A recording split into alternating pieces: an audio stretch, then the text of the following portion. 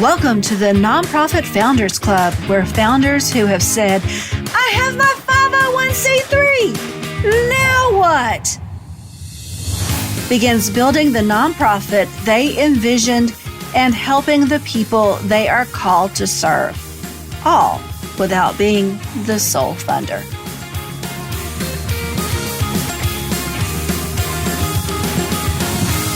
Welcome to the club. I get asked often how to get social media started when you have 0 people following you on your page. It's tough to get a page started, and it can take years to grow. So let's talk about the things to do that will help you grow your page. So the first thing is leverage your own profile, which means sharing to your profile. When you post on your nonprofit's page, immediately share to your own personal profile. This helps your page increase its reach and can attract people to your page. Some people are afraid to bug their friends.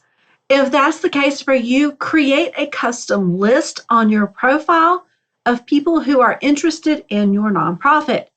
Set the post to only be shown to them, or you can create a custom post that has exceptions. Just exclude those people who you know wouldn't be interested or like the post. Next, ask your friends that are interested in your cause to like the page. Don't ask just anybody, because we want to build an audience of your ideal donor. But some of your friends may be your ideal donor, and there's no problem asking them. So we aren't going willy-nilly here and inviting everyone on your friends list. Remember, we want to build our page with our ideal donor.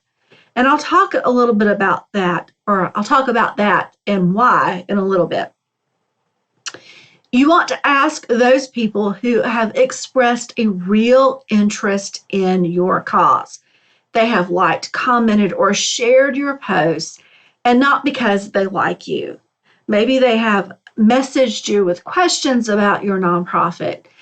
Those are the people you want to invite to your page. You can also invite people who engage with your posts, so do that. Facebook only lets you invite them once, so you don't have to worry about bugging them any further. Get your board involved. This is the next strategy. So ask them to like, comment, and share. Your board members should be supporters of your cause, so they should be liking, commenting at least 2 lines and sharing your posts to their personal profiles. If you know you will be posting Monday, Wednesday, and Fridays, ask them to go to your page at least once a week on one of those days and engage with that day's post at least. This will help with engagement. And the closer they can get to the time it actually is posted, the better engagement your post will get. So keep that in mind too. So, and while we're talking about engagement, another technique you can use is to tag people in your posts. So tag board members and anyone in your pictures. If you have pictures of groups of people, tag everyone you can. That helps, because what happens is when a person is tagged, it sends the post not only to the person that you tagged, but it shows up in their friends' feeds too, depending on their settings. So you can actually get a lot more reach just by tagging. All right, let's move on to the next strategy. Heavily post to attract and connect with your ideal donor. Now, there was a whole episode in this series that was dedicated to this donor journey on social media. So I'm not going into great detail here.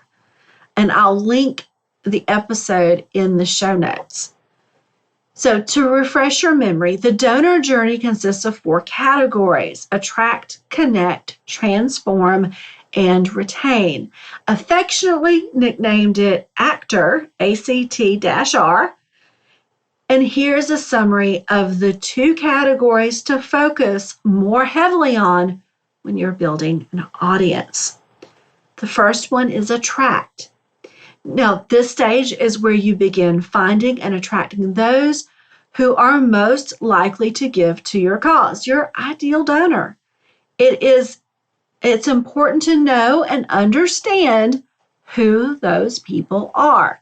You can't attract who you don't know. So attracting starts with subcategories of awareness and authority. So let's go a little deeper on those.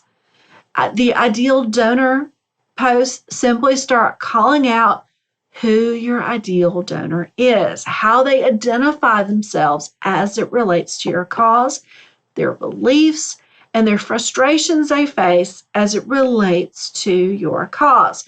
You're looking for people who engage with these posts. Invite them to like your page.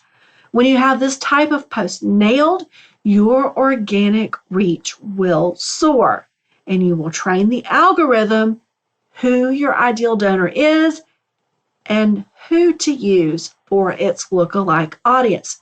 Some post examples are your identity post, I am a.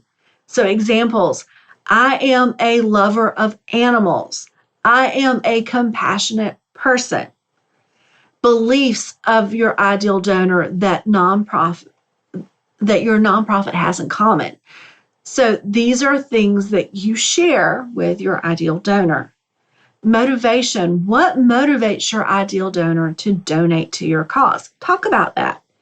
Your connection stories. What connects your nonprofit to your donors? Talk about those things.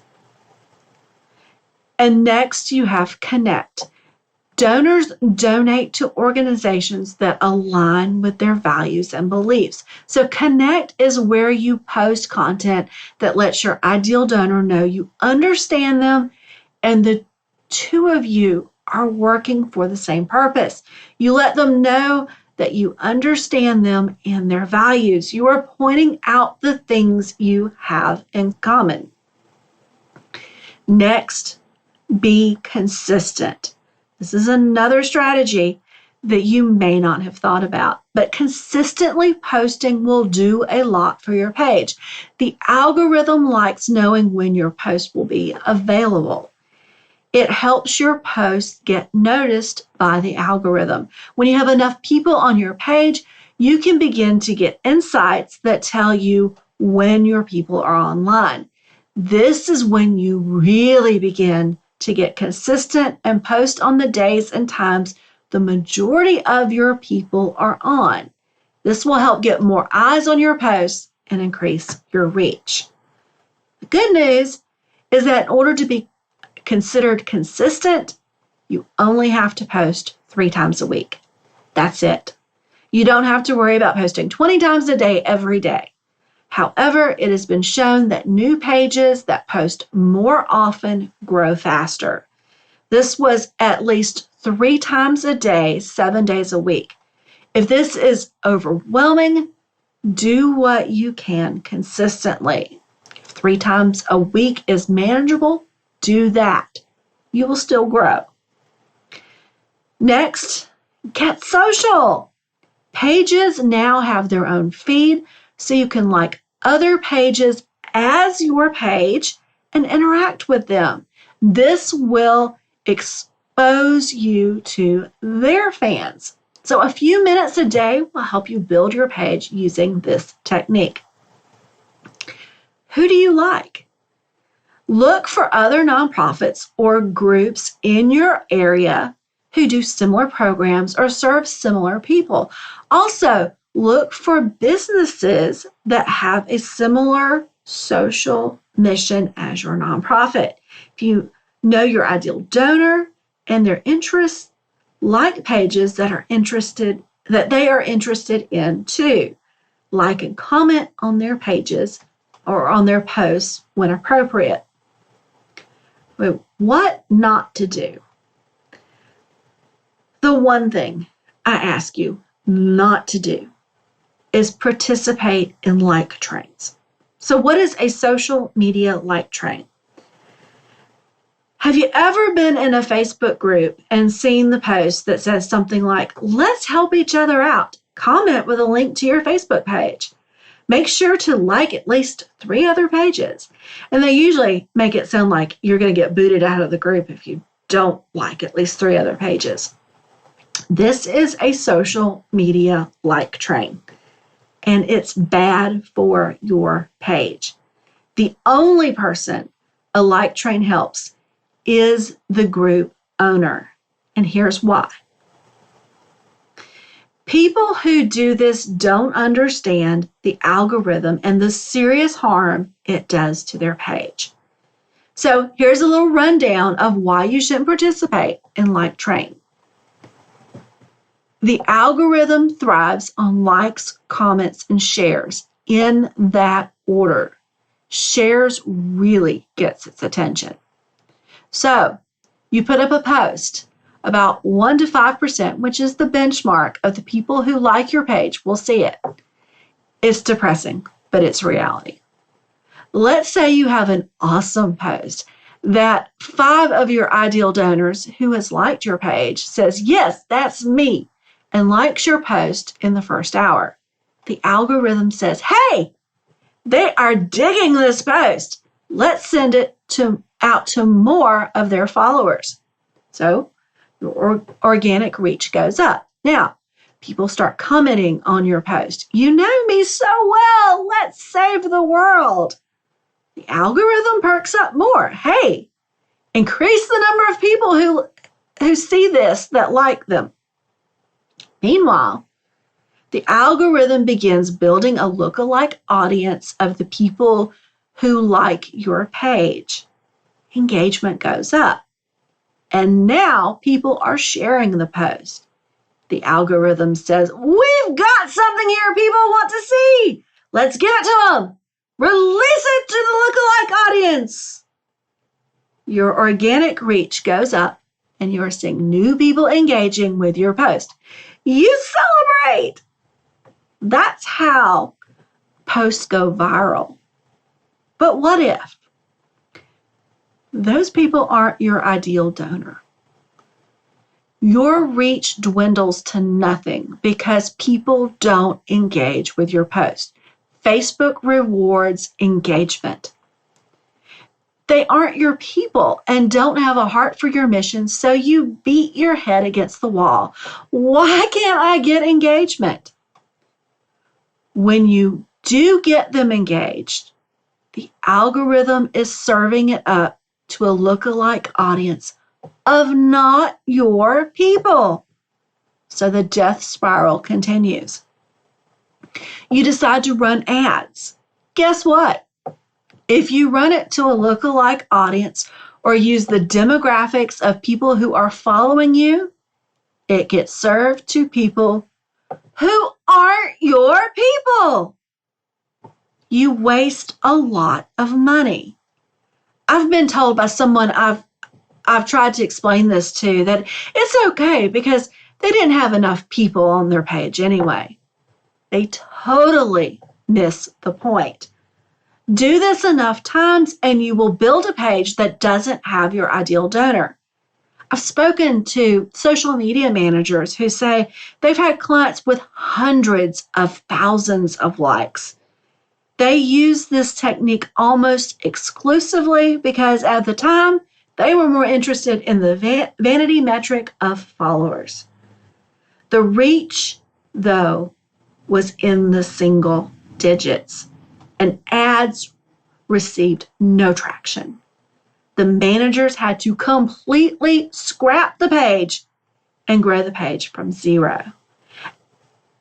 And this was a brand new page they had to grow from 0.